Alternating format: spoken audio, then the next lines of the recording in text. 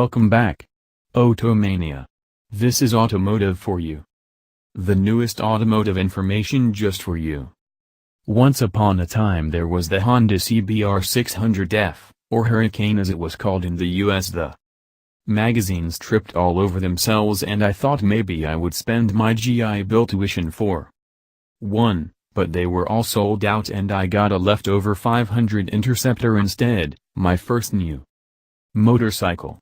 Just as well, there was less plastic to scrape up. The frame is steel, the swingarm's aluminum and gives the rear 180/55 ZR17 tire 5.0 inches of travel. Wave-type 320mm discs, without carriers, means stopping is not an issue. Anyway, the new CBR650F has been around for a couple years now, but this is the first time yours truly has ridden one, and I was flashing back to that old F2 nearly the whole time I was on it. Strange how things progress over a quarter of a century, yet you can still recognize the basic DNA, the way an engine feels between your legs. Bore and stroke have increased a bit to punch. The displacement to 649 cc from 600.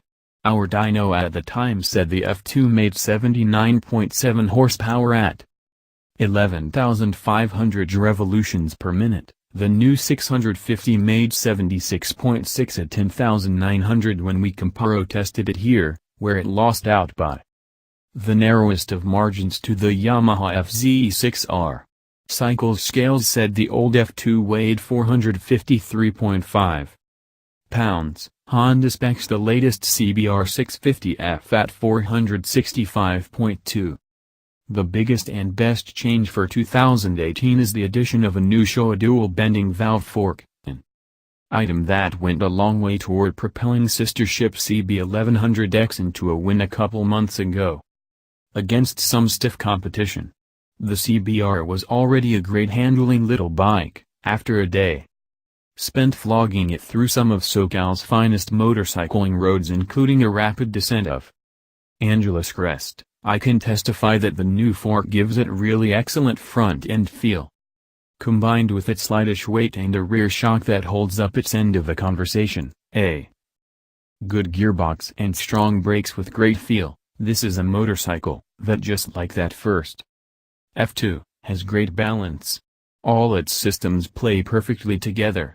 The engine never overwhelms the chassis but there's always smooth power on tap with nary a lurch nor sharp edge. The steering seems perfectly weighted, and sporty but not too sporty ergonomics, with the clip-ons mounted on top of the clamp, let you pay attention to the road and put the CBR right where you want it.